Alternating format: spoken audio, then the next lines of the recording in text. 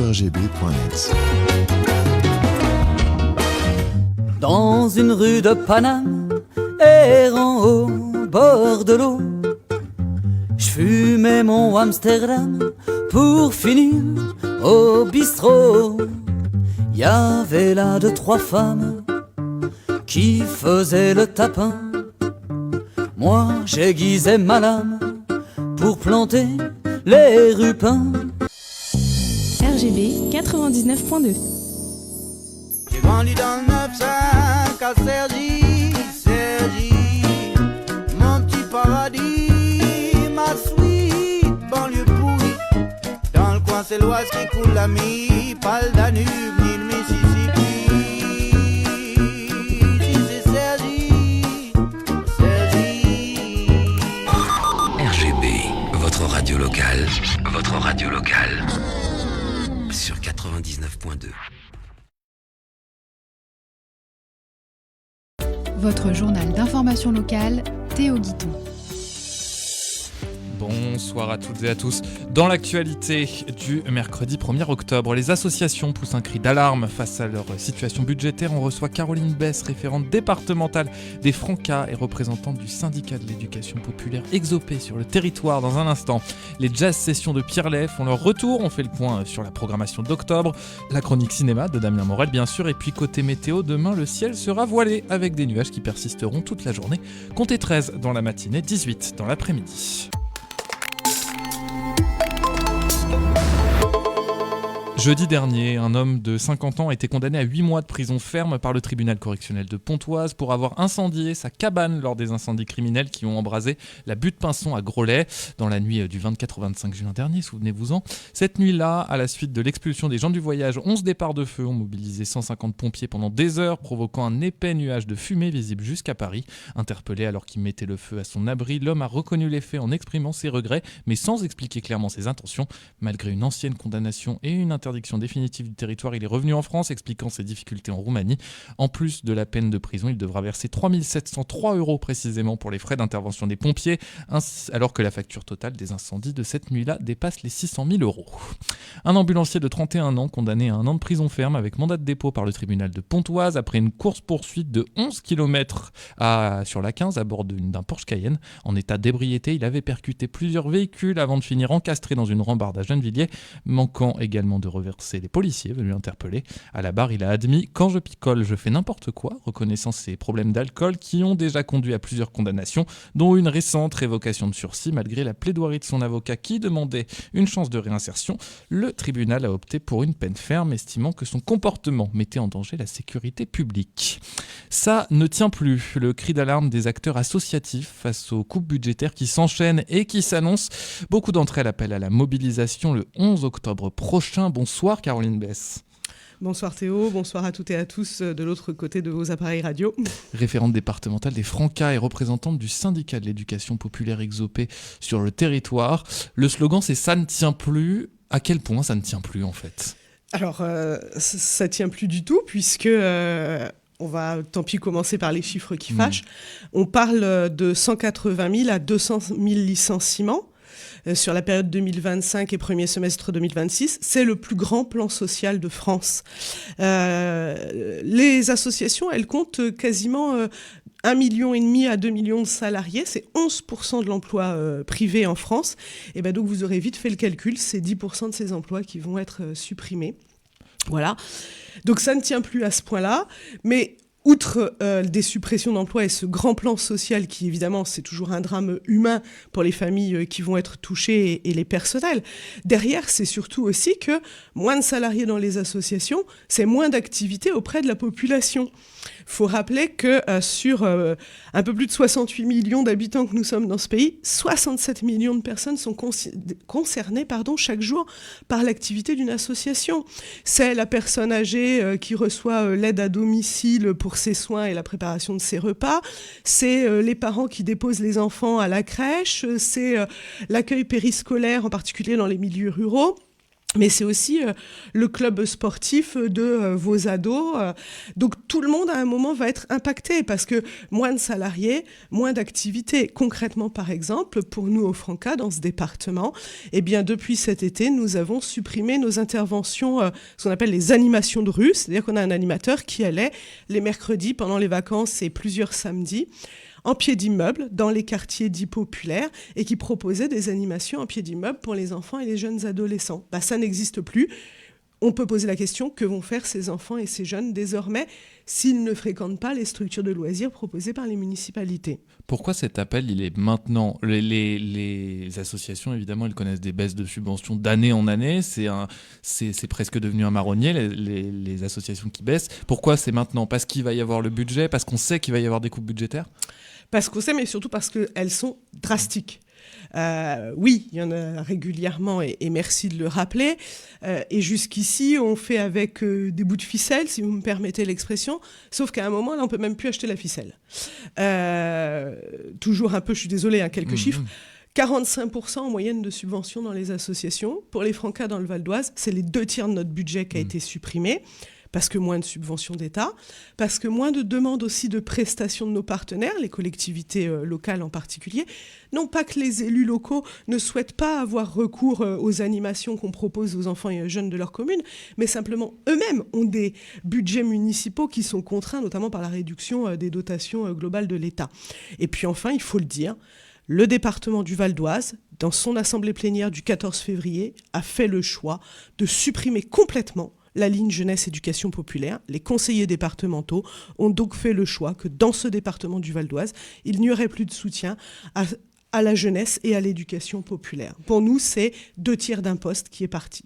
Ce qu'il faut dire aussi, c'est que ces pertes de subventions, vous l'avez dit, elles touchent toutes les collectivités. Aujourd'hui, il n'y a plus d'endroits où c'est sanctuarisé, les subventions, où on peut espérer attendre plus d'une collectivité que d'une autre. Alors, effectivement, il n'y a plus d'endroits sanctuarisés et il y a des volontés politiques. Je veux redire, il y a eu une tribune fin juillet dans Libération d'élus locaux, dont certains élus de Cergy d'ailleurs, que certains élus de Cergy ont signé en disant « Nous, on veut soutenir les assos, mais on n'a plus nous-mêmes les moyens de le faire. » Voilà, donc... et il n'y a non seulement aucun territoire, mais aucune spécificité d'activité qui soit protégée. C'est-à-dire que tous les pans de la vie associative sont touchés. On disait tout à l'heure l'aide à la personne, les séjours de vacances pour les enfants, les colos, comme on dit, sont supprimés. Et donc, ça ne tient plus. C'est quoi la solution à ça? Une mobilisation le 11 octobre prochain? Alors, le 11 octobre prochain, le mouvement associatif et bien sûr Exopé, notre syndicat employeur, oui, parce qu'il y a des employeurs qui se mobilisent aussi en faveur de leurs salariés et puis bien sûr des activités que l'on porte. Donc le 11 octobre, une mobilisation est proposée partout en France. Elle est faite de façon très intelligente, je dirais, et le mouvement associatif propose quelque chose de très ouvert sur cette question. Évidemment, il y aura un grand rassemblement à 14h à Paris, place de la République. C'est un samedi après-midi, donc toutes celles et tous ceux qui le souhaitent sont invités à nous y rejoindre. Mais on peut aussi aller dans l'association près de chez soi et organiser des initiatives tout à fait flexibles, originales et ou qui correspondent à l'activité. On sait déjà, donc il y a une carte des associations qui est référencée sur le site du mouvement associatif, une carte des actions, qui est référencée sur le site du mouvement associatif, et on sait déjà que de ci, de là, dans des territoires, il va y avoir des conférences de presse, il va y avoir des rendez-vous avec des élus locaux, il va y avoir des journées asso... alors, pas fermée, ni morte, je ne voudrais pas dire ce mot, même si quand même parfois on en a peur, mais en stand-by, si je peux oser un anglicisme, c'est-à-dire que l'asso va être ouverte, mais il n'y s'y passera rien. Imaginez le club de foot de vos enfants, où vous arrivez le samedi, et où les entraîneurs sont là, les éducateurs sportifs sont là, mais il ne se passe rien. C'est une journée, mais si demain les associations venaient à disparaître, ce serait tous les jours. Qui s'occupe des personnes âgées, qui propose des activités sportives aux enfants, qui va animer dans les rues des quartiers populaires, qui fait l'aide aux plus démunis. Et on est le 1er octobre. C'est au mois d'octobre rose qui commence. qui accompagne les femmes victimes de cancer du sein, parce qu'on sait aussi qu'il y a tout un tas d'associations qui se mobilisent autour de la cause du cancer. Et là, je donne cet exemple en particulier, puisque nous entamons ce mois de sensibilisation au cancer du sein. Ça touche toutes les sphères de la société, et c'est important de le préciser. Effectivement, nous, en tant que médias associatifs, on est aussi relais et tribune, évidemment, de ça. C'est bien un des seuls sujets où on peut sortir de cette réserve-là. Il y a aussi, quand on est un citoyen aujourd'hui, comment on peut agir concrètement ? C'est quoi ? C'est faire du bénévolat, continuer à soutenir les associations ? Alors, on peut faire du bénévolat, et bien sûr, tout à chacun est bienvenu pour contribuer à nos actions. Après, il y a des actions qui demandent aussi d'avoir un minimum de formation. Bien sûr. Si on reprend cet exemple de l'accueil périscolaire, il faut au moins avoir le BAFA. Si bien on sûr, parle les associations, c'est des bénévoles et des salariés. Et des salariés. Si on parle d'aide à la personne, il y a aussi des gestes de soins à connaître. Donc, si je suis un citoyen, je peux évidemment faire un peu plus de bénévolat, mais je peux interpeller mes parlementaires, les parlementaires de ma circonscription. On sait, alors là, j'ai des sources informelles, mais bon, quand même, on sait que plusieurs partis politiques de gauche vont signer des tribunes, vont faire signer des tribunes par leurs parlementaires en soutien aux associations, dans le cadre évidemment du projet de loi de finances. Ils se prononceront en faveur du maintien, si ce n'est de l'augmentation des crédits aux associations. Et puis, on peut faire les bons choix aux prochaines élections aussi. On sait que dans les programmes, il suffit de lire, qui propose quelque chose pour les associations, parce que là, on a parlé des activités quotidiennes des associations, mais il faut rappeler aussi le fondement historique de ce qui a amené à la loi de 1901. Les associations, c'est aussi des lieux de contre-pouvoir. Bien sûr. Et quand on veut arrêter de financer les associations, on veut arrêter de financer le contre-pouvoir. Donc c'est aussi une forme de mort de la démocratie. Est-ce qu'on a besoin en ce moment en France de la mort de la démocratie ? C'est pas le choix de société que nous faisons dans les fédérations d'éducation populaire en général et au Franca en particulier. Est-ce qu'on peut encore être optimiste ? Ou est-ce qu'on doit l'être, du moins ? Alors, on l'est difficilement, et pourtant, cette journée du 11 octobre, elle se voudra festive. Elle se voudra être un moment où on montre tout ce qu'on peut faire dans les associations, toute la belle énergie qu'il y existe, tout ce lieu de débat aussi. Une association, c'est un endroit où on a des débats démocratiques. Il faut élire son président, il faut des fois ne pas être d'accord en conseil d'administration. C'est un lieu d'engagement pour nos jeunes concitoyens. Au Franca, par exemple, au sein de notre bureau, président, trésorier, secrétaire, notre secrétaire, il a 19 ans. Voilà, donc c'est un jeune qui s'est engagé pour soutenir et s'impliquer dans une dynamique d'éducation populaire. Il y a aussi des expériences d'associations, alors Junior Asso, nos collègues de la Ligue, ATEC, Association temporaire d'enfants citoyens au Franca, où des enfants dès l'âge de 8 ans peuvent se constituer en association et porter leurs projets. Après, on va dire, les jeunes ne s'engagent pas. Si on ne leur laisse pas non plus les espaces pour le faire que sont les associations, il faut être logique à un moment et faire des choix qui soient cohérents pour le présent et l'avenir de la société. Merci beaucoup, Caroline Besse, d'avoir été avec nous. On rappelle cette mobilisation le 11 octobre prochain, place de la République notamment à Paris à partir de 14h. On y sera, RGB, dans une émission co-animée avec d'autres radios associatives. On ne peut pas en dire plus pour l'instant parce que c'est en phase de préparation en tout cas. Merci beaucoup d'avoir été avec nous. Merci à vous toutes et à vous tous. Et puis, convergence des luttes. Et ça ne tient plus, alors allons au 11 octobre tous ensemble. Référente départementale des Francas et représentante du syndicat de l'éducation populaire Exopé sur le territoire. Vous cherchez un emploi, une formation ou des conseils pour votre reconversion professionnelle, rendez-vous demain de 9h à 16h30 au complexe sportif des Maradas Joël Motil à Pontoise pour le 9e forum de l'emploi. Près de 100 entreprises locales seront présentes avec des offres dans des secteurs variés, hôtellerie, restauration, sécurité, logistique, BTP, industrie. Des professionnels vous accompagneront pour peaufiner votre CV également.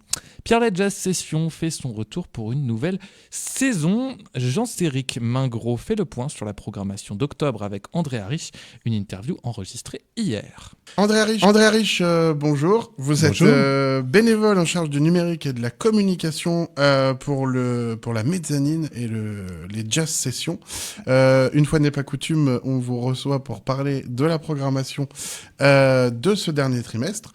Qu'est-ce qu'on va pouvoir voir de beau sur les mois et semaines à venir à la mezzanine? Alors, déjà, juste une petite correction, c'est pas le dernier trimestre, c'est le premier trimestre de notre saison. Excusez-moi. Non, mais c'est pas un problème, c'était pour rire. Eh bien, au mois d'octobre, donc la saison reprend le 9 octobre, donc ce sera dans quelques jours. Et on commence le 9 octobre par accueillir une chanteuse qui s'appelle Julie Eriksen.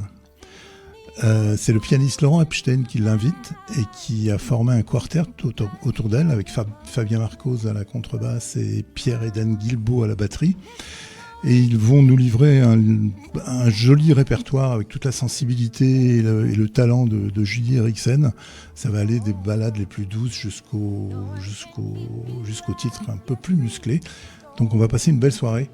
Ok, parfait. Le 16 octobre, on se retrouve avec Alain Bouchot, réunion quartet. Oui, tout à fait. Là, c'est Hervé Tchak, le contrebassiste programmateur de notre association, qui a réuni autour du batteur Alain Bouchot un quartet encore, avec des habitués de la mezzanine, Ludovic Alain Matt au piano, Hervé à la contrebasse et Didier Forger au saxophone, qui ont créé un quartet très dynamique. On va bien s'amuser. Ils vont parcourir l'histoire du jazz moderne avec des parties de bebop, de post-bop, etc. Donc ça va être très très agréable. Donc c'est un peu le rendez-vous de la maison, quoi. Oui, c'est ça, c'est le rendez-vous de la maison. Alain Bouchot n'est pas venu souvent, mais Hervé a réuni autour de lui des musiciens qui ont l'habitude de venir. Oui.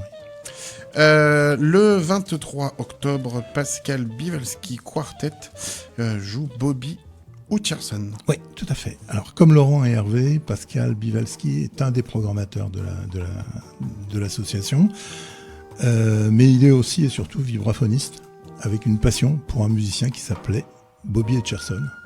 Et donc Pascal, de la même manière, a réuni autour de lui des musiciens et ils vont faire revivre le répertoire de ce musicien emblématique du label Blue Note. Et surtout de l'effervescence de la période 60-70 autour du jazz et du funk et tout. D'accord, donc ça va swinguer. Ça va swinguer, oui. Comme on dit. Ouais. On se retrouvera après le 30 octobre avec Douglas Marcolino Trio. Oui, tout à fait. Donc là, on traverse l'Atlantique, mais un peu plus vers le sud. On va se retrouver dans la région du nord-est et brésilien. C'est de la région où est née cette musique qui s'appelle le forró, une musique traditionnelle, riche et qui se marie parfaitement avec les rythmes et les couleurs du jazz. Donc Douglas Marcolino, c'est un accordéoniste brésilien. Il sera accompagné d'un bassiste qui s'appelle Boris Giraud, d'un batteur qui s'appelle Christophe Brass. Ils vont nous emmener dans un tourbillon de rythmes, de couleurs chaleureuses, mais aussi très jazzy. Donc ça va vraiment être une fusion intéressante. Vraiment, fusion musique du monde, jazz. Et c'est la fin du mois d'octobre. Donc pour les mois à venir, on a déjà quelques idées sur la programmation. On va continuer à voyager entre les Caraïbes, l'Italie, l'Amérique du Nord, l'Amérique du Sud, l'Amérique latine, etc. Du coup, comme vous venez de le dire, voilà, il y aura de la diversité. On va vraiment voyager sur les musiques du monde. C'est vraiment le maître mot de ce mois. La mission de Jazz Session, c'est effectivement de programmer du jazz, mais y compris toutes les musiques cousines du jazz, donc aussi bien l'Amérique latine que d'Europe, même de l'Est ou des choses comme ça. Donc c'est vraiment voyage, quoi. Et on aura l'occasion de se revoir assez rapidement pour évoquer la fin de l'année et surtout évoquer une année particulière qui s'annonce en 2026 avec les 30 ans de on parlait de début de la saison en octobre et c'est le début de la 31e saison de Jazz Session. Et on va fêter en début d'année 2026 le 30e anniversaire du premier concert de Jazz Session. On aura l'occasion d'en revenir, de revenir là-dessus. Parfait. Merci André Harich et à très bientôt pour la suite de Jazz Session. Merci. Et rendez-vous dès le mois prochain pour un nouveau point sur la programmation. C'est votre rendez-vous habituel du mercredi. Tout de suite, la chronique cinéma de Damien Morel. Ah bon, il n'a pas de prénom. Oublie que t'as aucune chance, vas-y fonce. Rubrique cinéma. On commence cette chronique cinéma avec une soirée spéciale à Utopia ce lundi 6 octobre à 20h30 autour du documentaire Stup. Donc voilà, comme son nom l'indique, c'est dans l'univers des stupes et plus particulièrement par rapport aux mineurs. C'est réalisé par Alice Audio et Jean-Robert Vialet. Vous pourrez échanger avec eux à l'issue de la projection ainsi qu'avec maître Frédéric Zajac, qui est avocat pénaliste au barreau du Val d'Oise et un représentant de la Direction nationale de la protection judiciaire de la jeunesse. La séance est organisée en collaboration avec le soutien du barreau du Val d'Oise et de la Direction interrégionale de la protection judiciaire de la jeunesse Île-de-France. Rendez-vous le 6 octobre à 20h30 à Utopia Saint-Ouen-l'Aumône pour ce documentaire exceptionnel Stup. On passe en sortie nationale avec une curiosité, avec un casting déjà super alléchant, puisque Margot Robbie, Colin Farrell et Kevin Kline. Voilà, Kevin Kline, ça faisait quand même quelques années qu'on ne l'avait pas vu dans un film, et ça fait plaisir. Margot Robbie, depuis Barbie, elle a explosé. Et Colin Farrell, le comeback, comme on adore à Hollywood, parce qu'il a eu quand même une mauvaise passe de presque 10 ans. Le voilà de retour au haut de l'affiche. C'est une belle promesse. Le film s'appelle A Big, Bold, Beautiful Journey. Et c'est réalisé sobrement par une personne qui s'appelle Kogonada. Voilà, c'est son 6e film. Imaginez pouvoir ouvrir une porte et la franchir pour revivre un moment décisif de votre passé. Alors c'est ce que vont faire 2 inconnus célibataires. Ils vont vivre une expérience incroyable, raconter comme ça, voilà, une porte à franchir où on va revivre un moment décisif de son passé. On est proche de Gondry, on pense un petit peu à Eternal Sunshine of the Spotless Mind. Et aussi on aime bien ce côté un petit peu fable mélo hollywoodienne. On sait que ça va pas être de la pure comédie et que chaque choix a ses conséquences et le petit effet papillon, ça Hollywood adore. C'est à découvrir donc pour les plus curieux, ça s'appelle A Big, Bold, Beautiful Journey et c'est notamment avec Margot Robbie. Enfin, du côté du Pâté Conflans, une soirée exceptionnelle ce 2 octobre à 20h, Un simple accident, le film qui sera suivi d'une rencontre en vision avec le chef opérateur du film, Aminda Fari. Alors le chef opérateur du film, c'est celui qui s'occupe de la photo du film, c'est-à-dire que c'est celui qui donne la couleur, tout ce qui va être luminosité, tout ce qui est chromatique, si on va un petit peu dans le détail. Bref, c'est quand même la personne avec le réalisateur ou réalisatrice qui va donner une identité si particulière au film.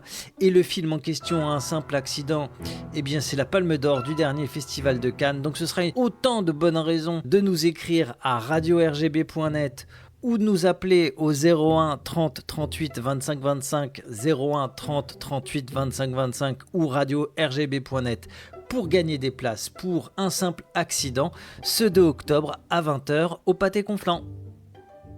Damien Morel, rendez-vous mercredi prochain pour une nouvelle chronique cinéma. C'est la fin de ce journal. Merci à Damien Gissa pour sa réalisation. On se retrouve dès demain sur RGB 99.2 FM, sur radio-rgb.net, en podcast, sur Facebook, etc. Et je laisse la parole à Damien pour la programmation.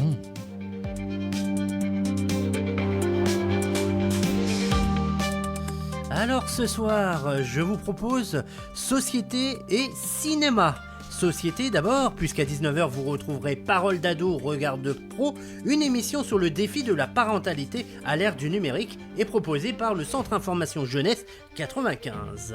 Cinéma avec votre dose mensuelle de ciné, j'ai nommé Cinécure, avec Luc, Laurent et tous leurs chroniqueurs. Et enfin, bien sûr à 22h, Société avec Paradoxal System. Autour de Jeannette, l'équipe se posera la question des paradoxes de la justice. Bonne soirée à l'écoute de RGB, que ce soit sur le 99.2 FM, radio-rgb.net et les applications pour mobile, les radios associatives et Radio Player. RGB, c'est en direct de Cergy-Pontoise.